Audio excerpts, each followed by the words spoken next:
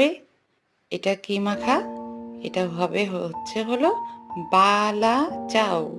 বালা চাউ বলতে চিংড়ি মাছের বালা চাউ।